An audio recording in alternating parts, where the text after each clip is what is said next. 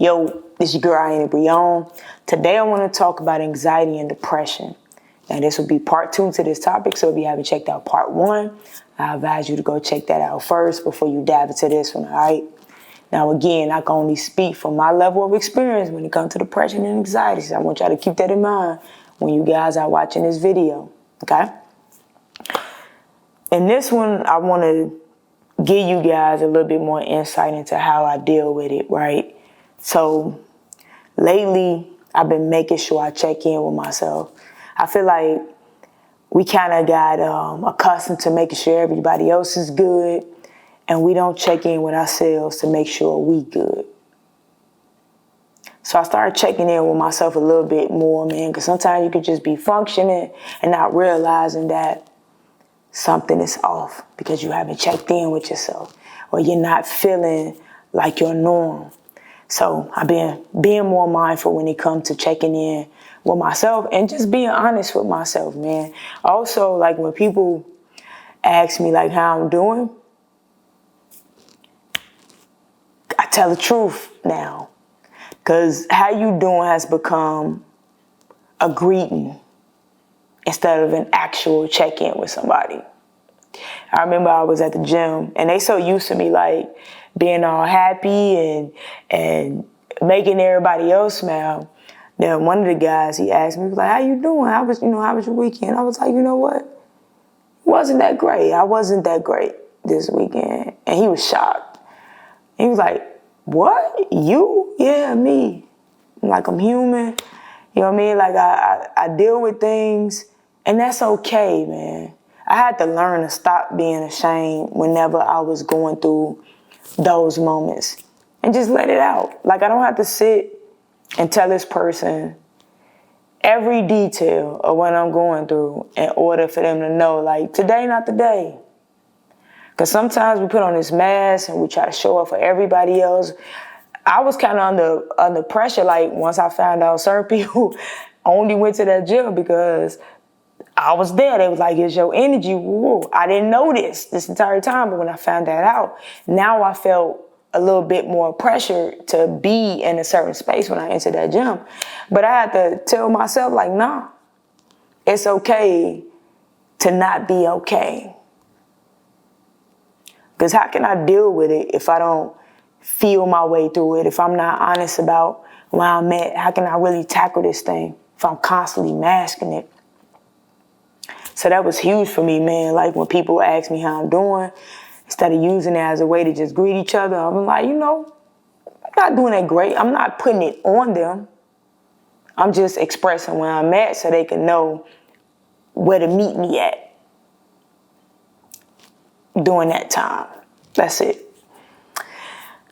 Another thing I do, so I notice like when I'm experiencing some form of depression, the crib be getting a little bit out of order, right? So, and I know it's hard for a lot of people. Remember, we experience depression on different levels, right? When I see the crib getting a little bit out of order, like, okay, I know what's going on with me, right? Because I know I am. I know I can't really function clearly in a messy space. So even if I do it in slow motion, I start cleaning up the crib, organizing things that I kept putting off, like even stuff that nobody else could see, like in the closet, right? Just feeling like I'm getting order somewhere in my life is truly helpful. So I really try to hold myself accountable. I try not to feel sorry for myself during those times. I let myself know that it's okay to not be okay right now, but it's going to be okay. So I hold myself accountable to still get up and slowly get order of the things that's out of order. Because for some reason, like, it makes me feel better to know that, okay, I accomplished something today. Instead of just being down and out and allowing myself to feel sorry for myself, I just hold myself accountable and I tell myself that it's okay to not be okay.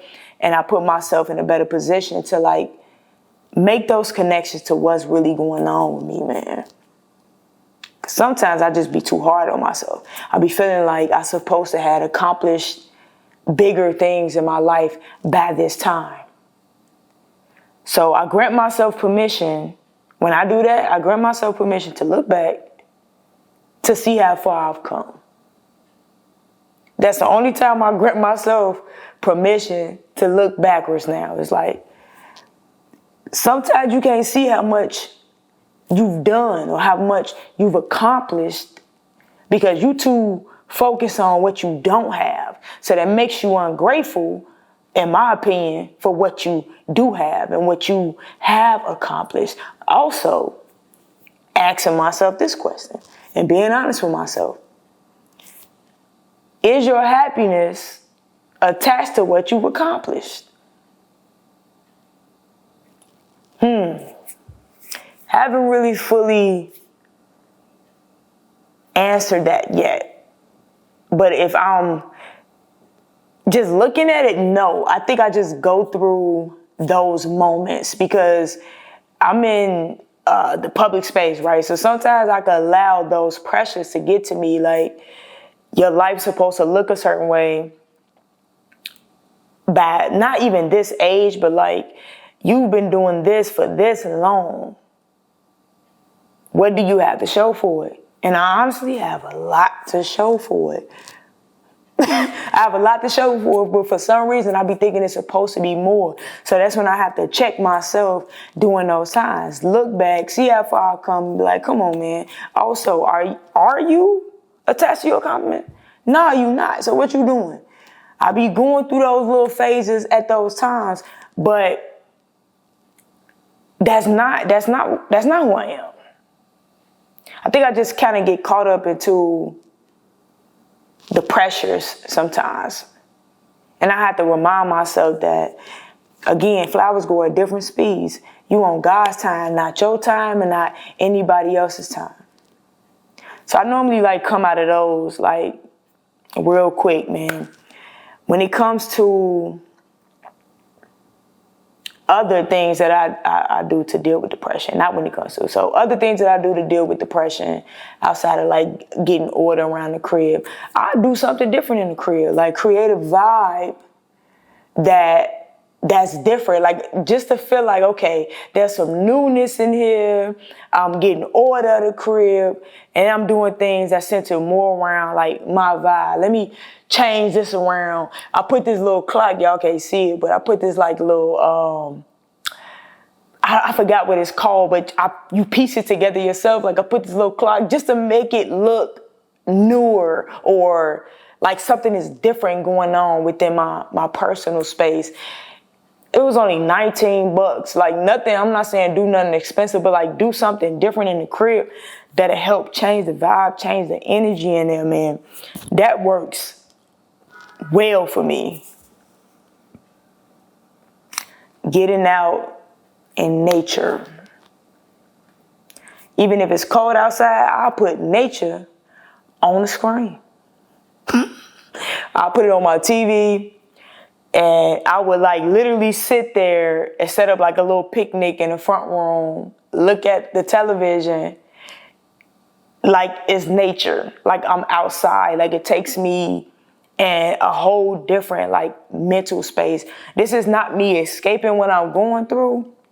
It's after I feel my way through it and I make the connections to what my depression is connected to, I kind of, okay, now that I have the answer, but I'm still feeling some type of way until I get over myself a little bit, let me put myself in a better mental space so I can, still function and do like certain things that I'm used to doing or that needs to be done. All right. So I take those breaks. Also, I know when to disconnect now from everybody, from the world, from everybody else's problems. I exercise my nose, man. Like sometimes we put ourselves in a space for other people that we don't really have the capacity for. So you have to exercise your nose when it comes to other people. You show up for everybody else, but who are you surrounded by that will show up for you? Test those people out, right? So I check my surroundings too. Who can I trust with certain things? And I'm not even ashamed of the things that I go through no more. So a lot of people keep stuff to themselves. And they will show up a certain way in certain spaces because they are ashamed of what they go through. That was a struggle for me at first, man. Can nobody see me weak? Can nobody know that I'm not at my norm right now? I used to really mask that stuff, man. But I'd rather be surrounded by people who understand and that could be real with me about when they going through stuff. So now we can relate and we know what it is. Like, if you don't hear from me or you don't see me in a couple of days or I can't show up to this or show up to that, I'm not myself right now. You got to extend yourself a little bit grace, man. Exercise them nose. If you don't have the capacity for something, it is what it is. And be okay with who you might lose in the process, because you're right now in the works of not losing yourself. Anxiety, it's as simple as this for me now. I know I'm not being present. I know I'm worrying about something in the past or something that haven't happened yet. So I'm either worried about something that already happened or I'm worried about something that hasn't happened yet, right? So it's like my faith during those times. If I'm worried about something in the past that already happened, it's like, okay, that's something that I need to deal with. That's something that's still unsettling for me that I need to deal with. Okay, I put that in front of me. If I'm worried about something in the future, I'm like, okay, where your faith at? Because I tend to have a little control issue, right? I be trying to control things that lets me know more and more that I'm outside of my own control because I'm scrambling right now and it's giving me anxiety.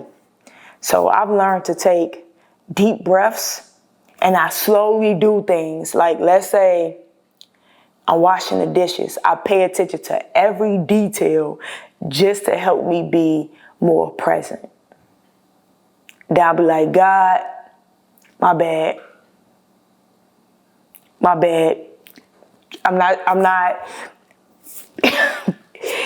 not showing you examples of faith right now. I'm a little bit too worried about something that you really have the last say so in. So the anxiety part is a little bit easier for me. I don't really deal with like social anxiety and stuff like that. So again, I'm going to speak from a space that I experienced this stuff from, all right? I did experience that one time, like when I was embarking on this journey, like really figuring myself out and just trying to heal and understand certain things. I started to tap more into myself, which made me more open to other people's energy. So when I was outside, I felt this, I felt that from this person. And I felt like, should I do something? Like I tried to put on my cape. So that gave me a little anxiety when I stepped outside from being in solitude for so long. But outside of that, my anxiety comes from not dealing with something that already happened or worrying about something that has yet to happen and not having enough faith, all right? So deep breaths, slowing down a moment, paying more attention to the things that you do. I'm talking about every detail, the way the water splash, the way you cleaning the dishes, the way you washing your body, whatever you doing to bring you back to being present. I focus more on that and my breathing, and that brings me back. All right, hopefully this helped y'all have some takeaways. Oh, in the gym helps me deal with depression as well, working out. All right, appreciate y'all, man. Thanks for the energy exchange. Make sure y'all turn on y'all notifications, become a part of the notification gang. I'm gonna try to get more frequent with these videos. The more y'all can drop topics on me, the more that'll help me. I forgot your name, Lady Ray. I'm gonna get to your topic next, I promise you, all right? That one is gonna be quick though, because you asked me to break down the difference between being hurt and being disappointed. That one gonna be super quick, cause easy, but maybe not so easy for a lot of people. All right, appreciate y'all. Thank y'all for tuning in. Y'all know what it is.